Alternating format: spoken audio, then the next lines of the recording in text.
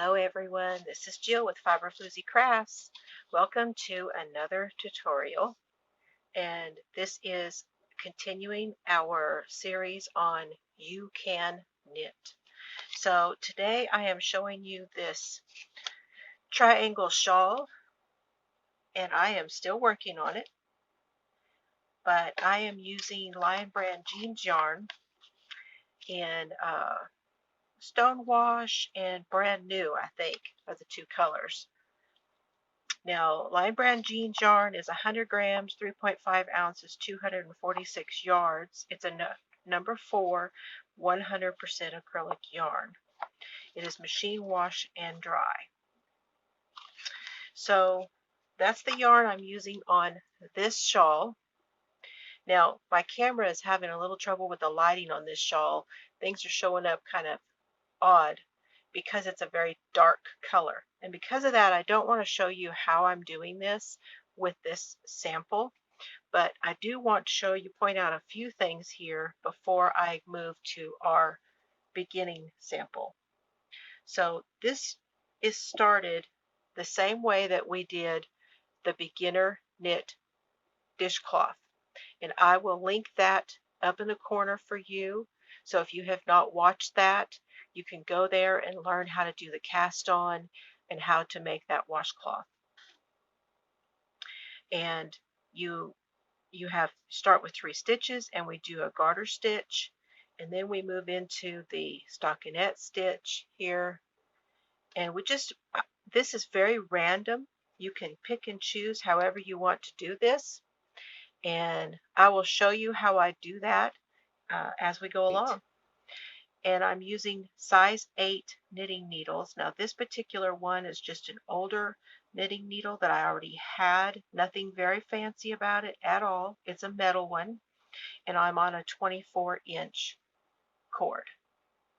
So you can use straight needles if you wish, but it's going to be difficult to keep all of the stitches on them.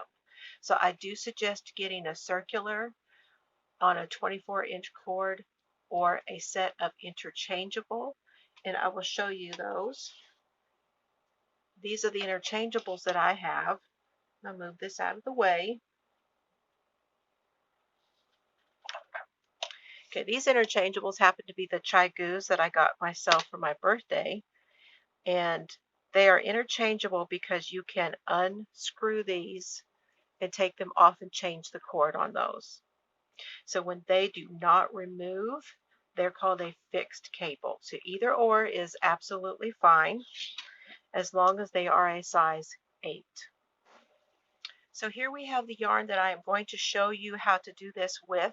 One of these I have in my yarn bowl, which I'm going to move over here because that's where my working yarn will be. And that color is French Rose. This is the Chloe yarn. This color is Carnation. On the Lion Brand jeans, if you're using that one, you'll run at least 3 skeins, and I have 3 skeins of the Chloe. You may want to do 4 skeins of the Lion Brand jeans yarn only because it has a little bit less yardage. So if you want to use it and you want to make it a pretty decent size, then you might want to get a 4th one. So there's about 30 yards difference between these. That's what I'm saying. It's not really a set amount because this is a very flexible project. Okay? I hope I make that clear. So let's see what we're going to do. Now, we are going to do the cast on. And the way this works is that we're going to make our little bit of a tail here, give ourselves a little bit more, and make our ring.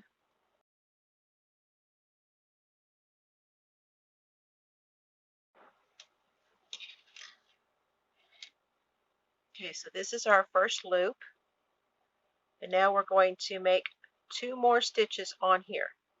Now, right now I'm going to show you 2 ways in which you can cast on. I'm going to show you the first one, which is to put your hand your finger between the two, you grab the yarn, you take your thumb, you put it between, you split them, then you bring the yarn down like this with the needle.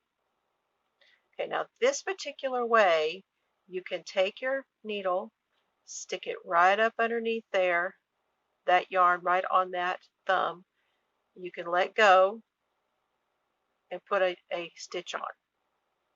Okay. However, this is a very, very loose cast on. And I would suggest if you're doing this that you could do this in between stitches, but when you're doing it on the end, like you have a stitch here, you're doing it on the end and you don't have it, it's not really stable. It's too open and it's too loose. And when you go to knit that, it's going to be really loose on that edge. Okay.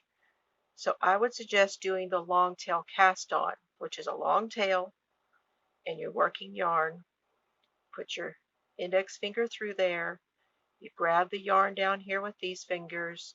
You put your thumb in there and split them open. Bring the needle down so you can see that. You're going to do the same thing. You're going to go up and under that. Now you're going to bring this over that one and under it through the middle of there.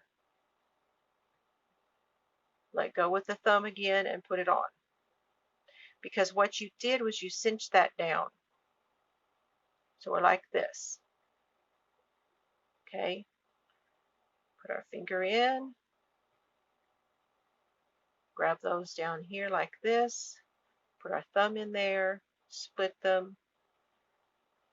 Needle goes down. Come over here. Scoop it up.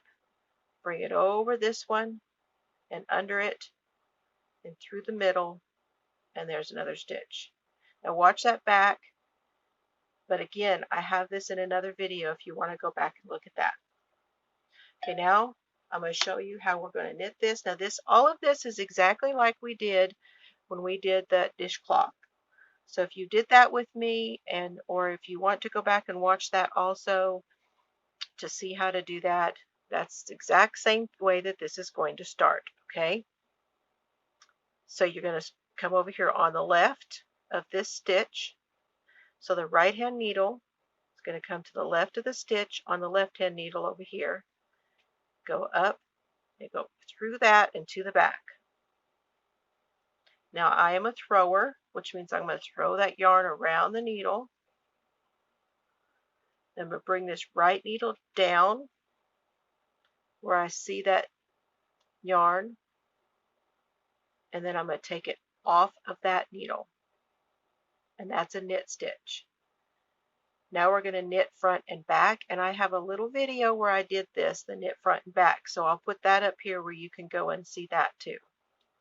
We're going to go bring the yarn around. Now we're going to knit this front part, turn the needle to the back, go into the back loop, bring the yarn around again. Now take it off, and we've made 2 stitches out of 1, and knit the last one. Now all of our rows, as long as we're doing our increase, which is the entire shawl, no matter what we're doing, is going to be knit the first stitch,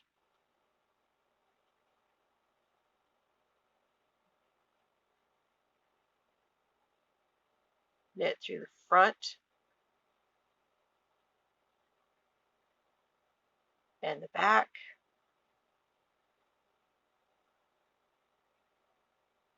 and knit to the end, which now we have 2 stitches towards the end.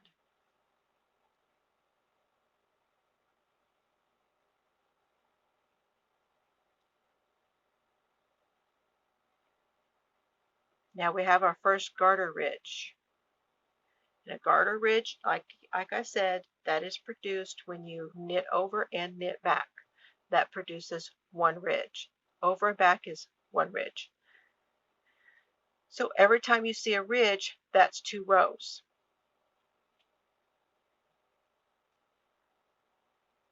Knit the first one, knit through the front, swing that around, knit through the back,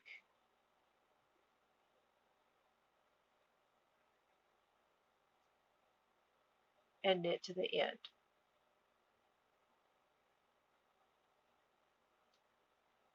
I'm going to do this one more time, and I'm going to slow it down for you.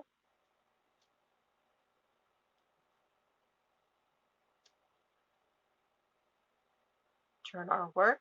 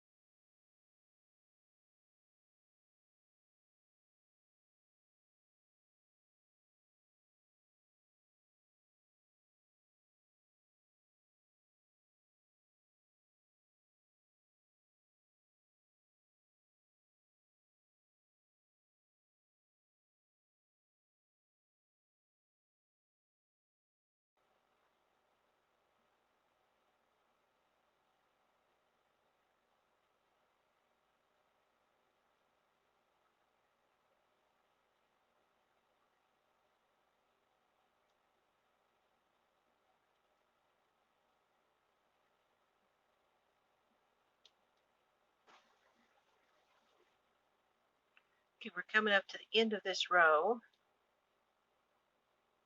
and I did want to say that if you wanted to, you most certainly could continue to do this very same stitch and do garter stitch all the way through if you wanted to do that, and then just switch out your colors back and forth with your colors. Okay, so here we have our 10 rows. Now, in order to start doing this garter stitch here, to make this look flat here with no ridges, we're just going to begin by purling. So let's do the first stitch is a knit, knit front and back, front and back. And in order to purl, we're going to bring our yarn to the front, in between the needles and to the front. Our needle is going to go from the right side through and through the other side, but still on the front and not to the back. Our yarn is still going to go between the needles, but it's going to go down the center and back around. Our right hand needle go down and push backward to find that stitch, and then pull the stitch off.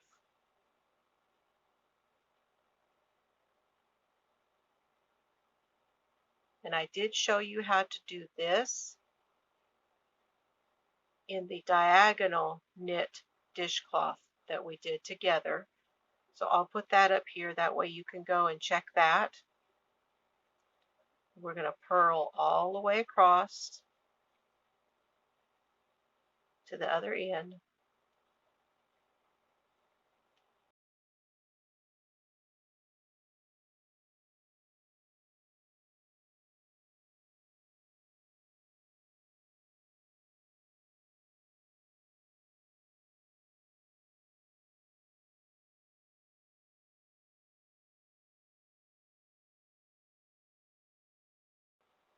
Then we're going to turn our work, and now you can see how you have this flat starting.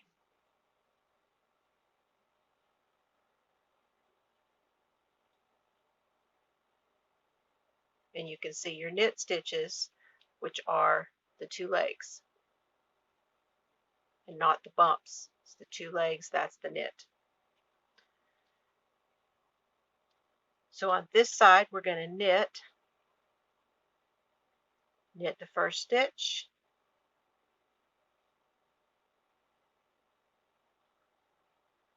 knit the front and back, and knit across.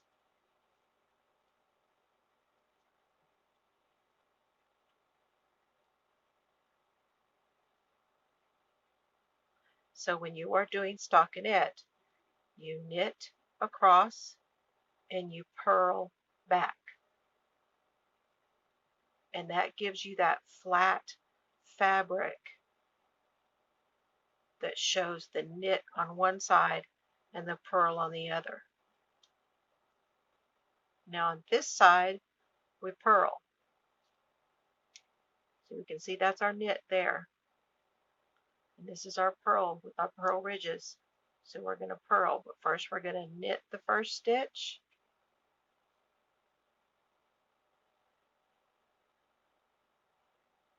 and knit front and back.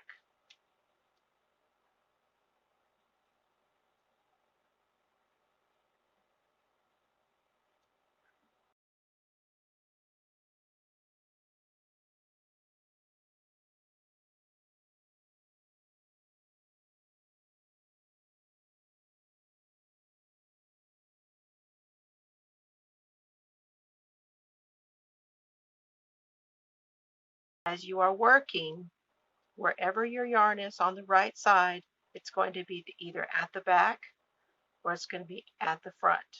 Towards you is front, away from you is back. It gets a little confusing when you're doing certain stitches. I wanted to make sure you understood where that's at. So the yarn is in the front, and now it's going to go around this needle and off. And we're going to purl across.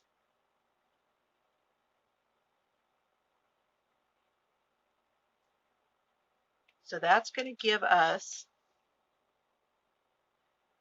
this on this one.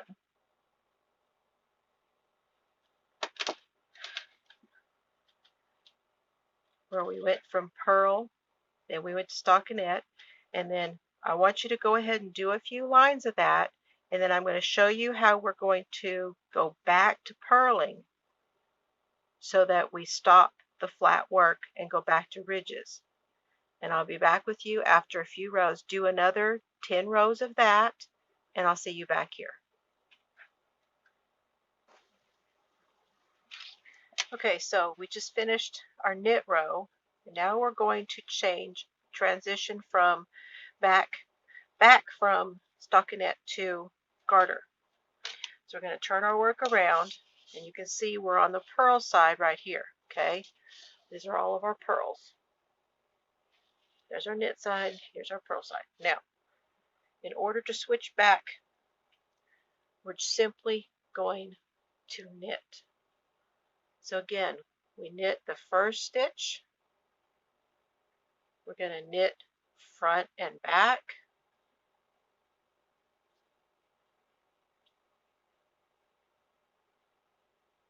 And we're going to knit this purl side all the way across.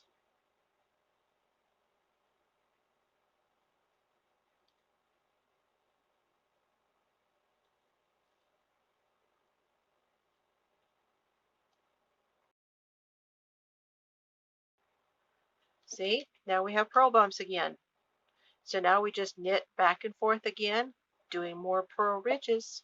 And then after we're going to do this for a little while, do another 10 rows or so, 10 more garter ridges. And then I will show you how to change the colors. Okay, see you guys back in a little while. Now remember, you're just knitting now. This is just knit the first stitch, knit front and back,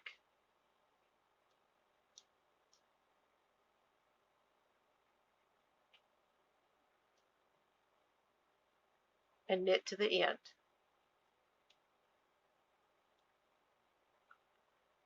Okay, I'll see you in a little bit. Okay, now we're going to bring in our second color. I'm going to cut a fairly long tail, probably about 5 inches on that. Now I'm going to bring in about 5-inch tail on this, and here's what we're going to do. We're just going to fold that tail over right here. Just fold it over. Right like that. No loop or anything.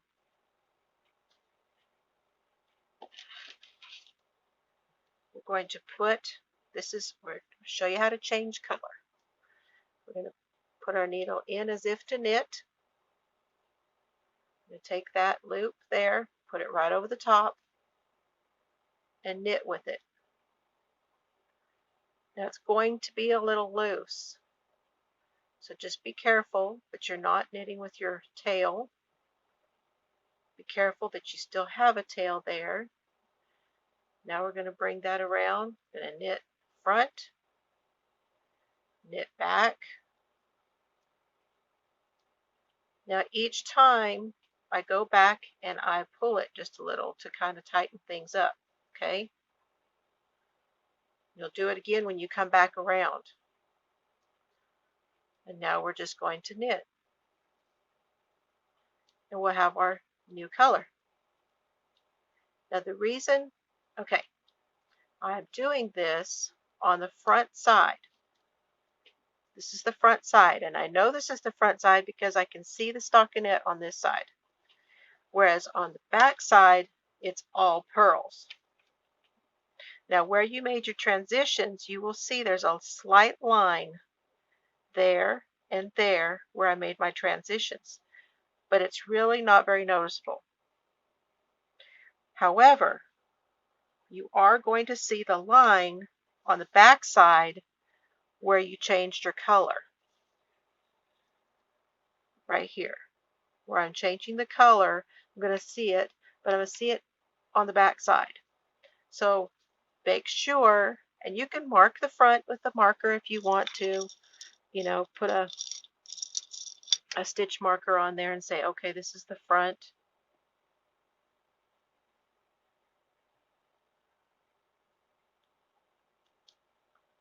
So I'll remember that's the front. So the front is facing me when I attach the new yarn. Okay? And that way you will get, you can see it more so on my sample, but on my back side here, you can see where I added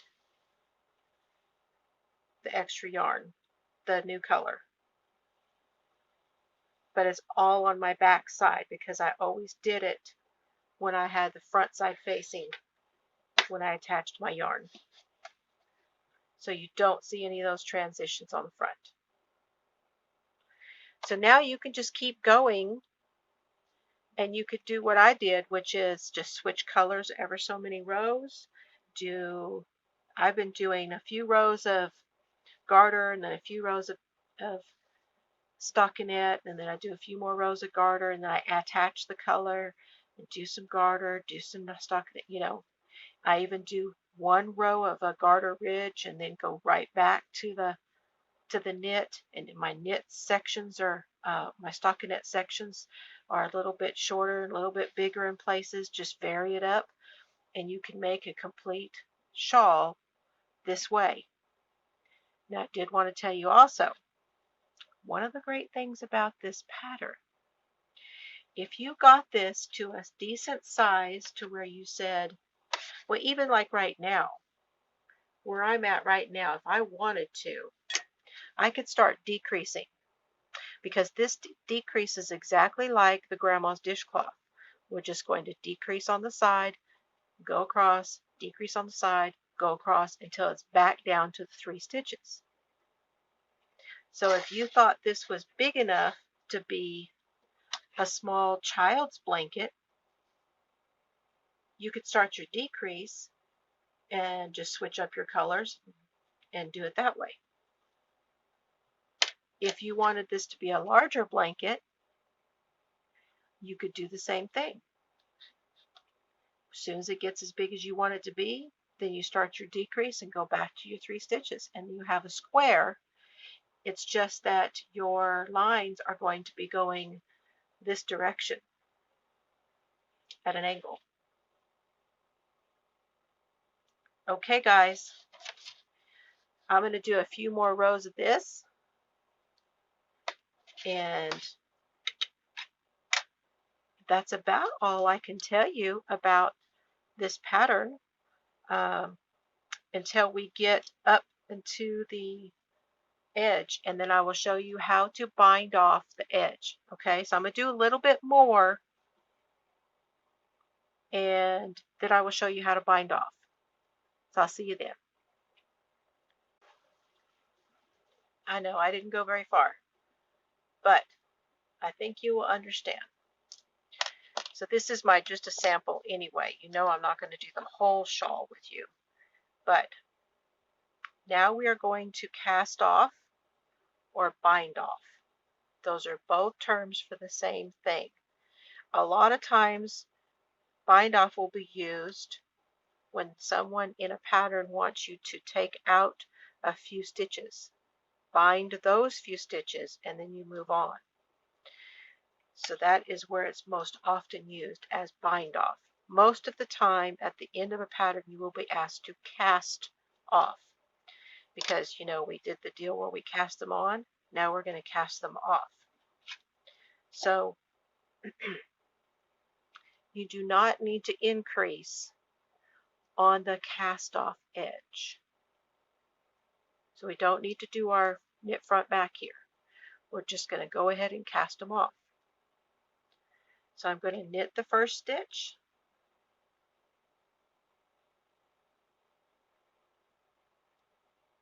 then I'm going to knit the second stitch.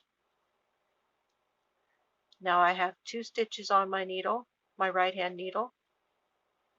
I'm going to take the first stitch, the one closest to me, pick it up and pass it over that second stitch to where I now only have 1 stitch left on the right hand needle.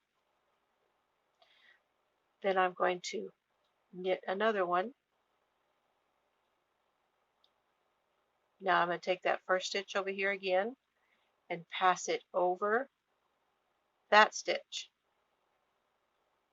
Now I'm back to 1, and I'm going to do this all the way to the end.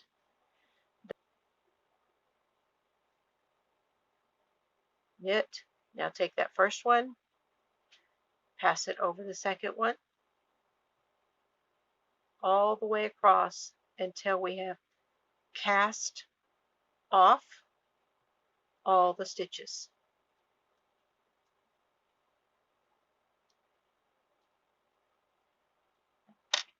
And it gives us this edge here that looks very similar. You can see your stitches across the top.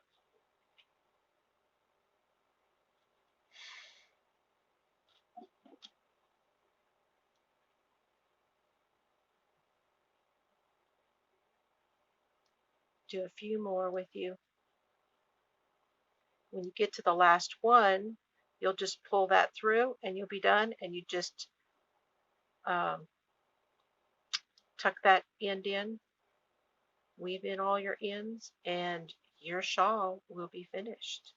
You can add tassels to 3 corners.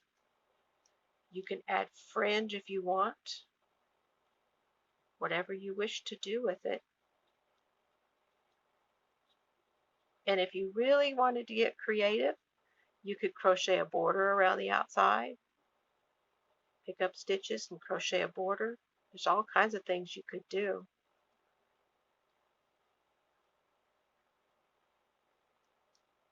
But you get the idea here. We're just casting them off, slipping 1 stitch over the other. I'll slow this down for you.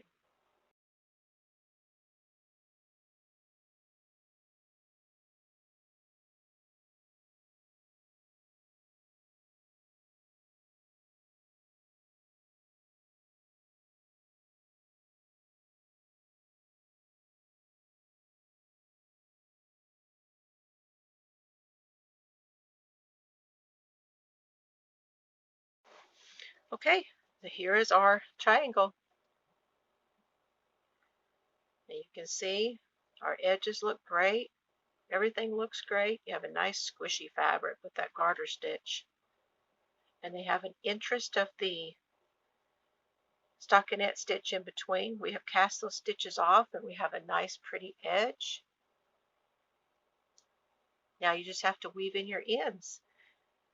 I hope that you have enjoyed this. I hope that you will post pictures of your finishes on my Facebook page, the Fiber Floozie group on Facebook, and find me on Fiber Floozie Crafts on Instagram. You can post a picture there, tag me in your pictures, and I hope you make this. And I hope that you have any questions, you will let me know down at the bottom, or be sure to email me at fiberflooziecrafts@gmail.com, and have fun today. See you later.